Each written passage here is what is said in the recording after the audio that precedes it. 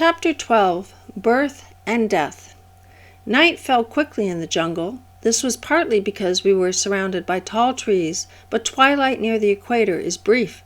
The night seems more literally to fall, sometimes clear with a velvet sky perforated with stars, sometimes murky and black, a blackness that seems tangible. You know the sky is covered with clouds, but you can see nothing. You are closed in a silent depth, as at the bottom of a deep lake. There are also wild nights of tropical wind and rain when the forest roars around you and the swish and sweep of water falling on the roof, rushing into the gutters and rain barrels and pouring in waterfalls as it overflows to the ground, wakes you from sleep and sends you scurrying to weight down the papers on the desk or move things away from the windows which cannot be closed. You are reminded of the passage in the book of Job about God's tilting the water skins of heaven. Each house in the clearing had its lamparilla, which on clear nights we could see gleaming in the windows until 8 or 9 o'clock when people went to bed. Not much reading was done in those houses, and talk usually ran out by that time. Occasionally we could see the glow in kitchens where fogons were left to smolder. There were bats. They were vampire bats, with hideous demonic faces, a fleshy horn, and 2 grotesque ears. In the daytime, they hung themselves upside down under the thatch, or crawled inside the hollowed palm trunks that were the main support of our house, and we could hear their horrid squeaking. At night we felt the fanning of their wings as they swooped over our beds. There were fruit bats, too, once in a while, huge things with a wingspread of more than a foot, that would come after bananas if we left them unprotected in the kitchen. Since none of our walls reached the roof, there was nothing at all to keep these creatures out of our house. It was on one of those blackest of jungle nights, perhaps. I remember it as one of the blackest because it was a very dark night in other ways, that I was awakened by someone banging hard on the door downstairs. I was alone in the house, for Dorothy had gotten stranded in Quito because of an avalanche on the Santo Domingo Road. I heard a man's voice, greatly agitated, calling, "Señorita, señorita." I went to the top of the stairs and asked what the trouble was. His wife was giving birth and was about to die. I told him he ought to call the Señorita Barbara. She was a midwife. He had called her, he said. She was on her way, but she had asked him to call me as well. I dressed quickly and took a flashlight, glad of the chance to help. I had witnessed the birth of 2 babies. The first was a perfectly normal delivery by a woman in her 20s who had already had so many children she had lost count. Her husband, when he was sure we were on our way to help her, disappeared. The woman was sitting on the edge of a board bed, wearing a cotton dress. In no time, a tiny creature was twisting its way into the world of the living, an awesome sight to me then, and every time I've seen it since. The livid purple changed to healthy pink before your eyes, the black eyes popping open and looking at the new world. The choking cry, "I'm here!" The second time, we were called to a girl of 18, having her third. Her man sat stolidly on the front porch, weaving a basket. The placenta was delayed, causing us much worry for a couple of hours, but at last it came, and everything was over.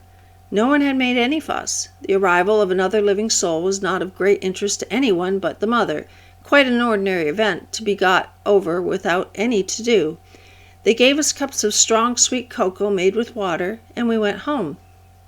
This time things were different. The man who called us was one of the Quinones family, bitter enemies of the Evangelicos, and whose house Carlotta held her school. 2 sons and their father lived in the house, apparently sharing one woman named Marusha. Barbara had delivered Marusha's last child, the 10th or 12th, but there had been serious complications, and Barbara and Doreen had both agreed that they could not take the responsibility for the next. They told the woman this clearly, urging her not to have any more children. When she became pregnant again, Doreen tried to impress upon her the danger she was in order to persuade her to go to the hospital in Quito, where she could be taken care of.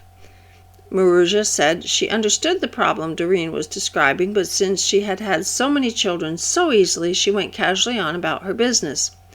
One more would hardly matter. Doreen had then begged the men, first one and then another, not sure to whom the woman technically belonged, to take a serious view of the situation and get poor Marusha some help. They smoked their cigarettes and looked off across the clearing and said yes, they would certainly do exactly as Doreen had said. It was indeed a grave matter. When 8 months had gone by and no move had been made, both Barbara and Doreen tried again. They went to the Quinones men to repeat forcefully that neither would be able to help in the delivery. It would be beyond their skills. The men must get her to the hospital. Yes, indeed they would. They would without fail take her mañana. But of course they had not, and now the woman was in desperate condition. Barbara was just scraping the mud from her tennis shoes when I arrived. We were taken upstairs to an open porch that ran through from front to back in the center of the house, with rooms on either side. The oldest Quinones, father of the other two, sat with his back to us near the railing, blowing smoke out into the mist of the night. We heard moaning and crying. One of the younger men took us into the room where the woman lay, imploring God, the Blessed Virgin, and all the most holy saints to have mercy on her. There were pools of blood on the board bed, and the ragged covers were stained as well. With all that blood around, I could not imagine that the baby was yet unborn, yet I saw no signs of it until there was a small snuffling behind me, and I turned to find it lying on a pile of filthy rags on another bed. Someone had half-heartedly wrapped a rag around it and deposited it there where it could die in peace. The mother was throwing herself wildly from side to side on the bed so that Barbara could not examine her. The man suddenly fell into a paroxysm of crying and rushed out of the room. She's dying, he yelled, and Barbara saw that he was right. The woman had a prolapsed uterus. There were signs of shock, so we elevated her feet and heated green plantains in the ashes on the fire to place around her like hot water bottles. I tried unsuccessfully to find a pulse. She was weak from loss of blood, but kept clawing the air, writhing and wailing. I can't stand it. Help me. I'm going out of my mind. Oh God, oh Holy Virgin, oh Most Holy Virgin, have mercy. I'm dying. The young man came back into the room at the sound of her cry and tried to calm her, but ended by joining her wailing and rushing out again. Barbara saw that there was nothing we could do. The men would have to carry her immediately over the trail into Santo Domingo to the nuns' hospital. Perhaps she would survive the trip. Jungle women had often proved to be unbelievably resistant to dying. The men stopped their howling and muttered between themselves. The woman's last child had died, and both men believed that Doreen had probably killed it. The Senorita Barbara would very likely end up killing Marusha herself this time, so perhaps it was best to take her to the nuns. They acted as though the thought had never occurred to them before, but they were soon fixing a blanket sling fastened on a long pole on which to carry her. The older man went off to find more men to help. I stayed with Marusha. She had quieted down, perhaps because of the medicine Barbara had given her, but perhaps, on the other hand, she was quiet because her strength was gone. She began to speak, and I leaned close to her. "Goodbye," she was saying. "Goodbye to all my friends." Her voice gained strength, and she spoke in a peculiarly oratorical tone. "Goodbye to my family whom I have loved. Goodbye to my newborn child, my son, my little one. This child whom God has given and from whom he takes the mother. I commend him now into the arms of all of you. I am going crazy. I am out of my senses now. I must bid you all goodbye." I went to call Barbara, but she was still talking to the men. When I went back into the room, Marusha was making strange guttural noises. The young man came in and gave a howl. "She's already dead," he shrieked, and rushed from the room, sobbing and screaming. He began to claw the walls, literally trying to climb them. The father came back when he heard the cries, and there was no comforting either of them. They had forgotten we were there. I stood looking at the dead face, its jaw working back and forth and finally settling into a macabre grin. Neighbors began to come in. Someone took the baby, and Barbara and I went back to our respective houses in the early morning darkness.